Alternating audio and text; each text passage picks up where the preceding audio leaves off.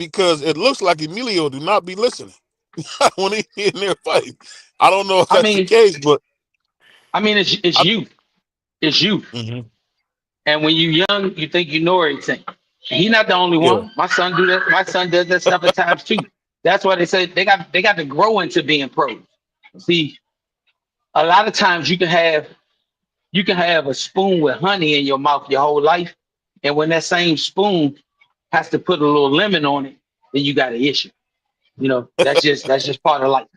So I think with the father that he has and the yeah. knowledge that his father has about the sport, he can navigate him to where he need to be to the point where you got to be able to stand in the water that he navigated you to. You know, one thing I wanted to ask you, man, when you training a fighter from the ground up, what's the first thing that you work on? Is it his Fighting, feet? Is it his jab? What's the first fighting, thing you work on? fighting, just fight. I gotta. If you talk about you work with a fighter from the ground up, 9 out of 10 times you talk about a kid you might have had at 5 or 6 years old. If I got him at Mm, 5 or 6 years old, I ain't tripping off teaching him nothing. I want to see if he's willing to. I want to find out how much dog he got. And if you could find that out early when they 5, 6, 4 years old, sparring with other kids that are their age, and just let me just see your tenacity. Because first I got to find out your personality, and then if I know your personality, I know if you have a personality that's laid back, I know if you got a personality that is aggressive, or I know if you got the personality that you just occur. got you. You got anything free? I got a couple more, but free or crush. Y'all got anything prize? Y'all want to ask coach anything? Um, I let the brothers go. Go ahead, um, Free. when you like you said you if getting a guy first out, um, what what do you ask the individual that says they wanna start boxing? What's the question that you ask them to find out if they really want boxing or if this is something that they're being pushed to do? Why do you want to do it? I mean, if What you they can't say I'm find out for, coach? what they say, because I'm poor, Yeah. how bad do you want to get rich? Mm. Either way, it don't. You could take a poor man that come trained, and then when he put through the gauntlet, he realized being poor ain't that bad. And you could take a rich man and you could put him through the gauntlet, and he could say, "Man, I want to be richer." So it ain't got to do with your status. It got to do with your desire in this game. Mm. The reason I say that, man, because I think when you play football or any of these combat sports, they're not fun. You just want to get out of whatever you're doing. You know what I mean? I mean, Um, I mean, but it still has a degree where you have to enjoy what you do because how many broke people we know been broke their whole life and they wasn't handicapped and they ain't choose the box. They became comfortable after they saw that pressure saying being poor ain't that bad.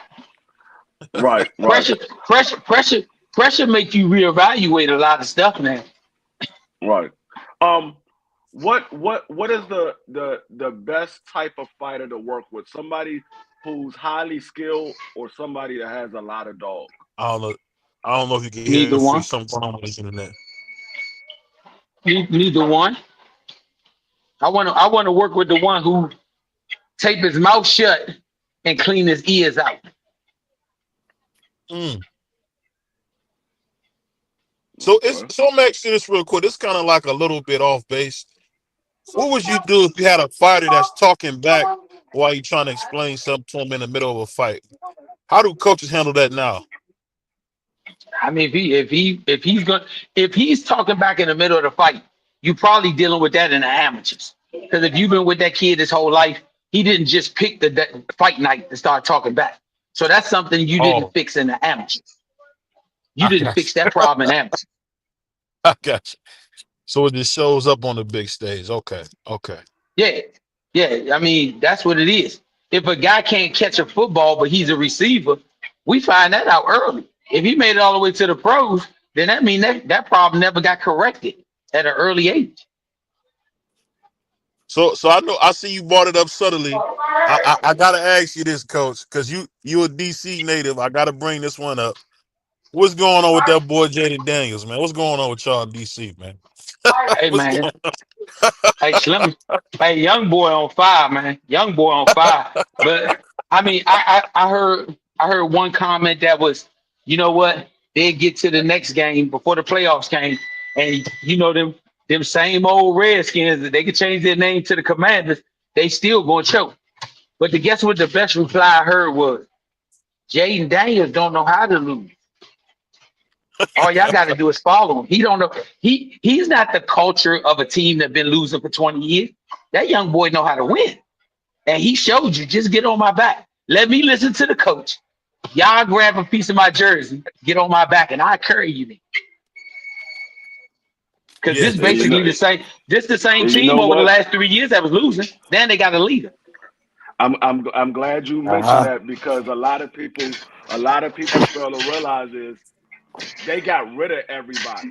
The people from the old culture is not there, Correct. and and I don't think nobody actually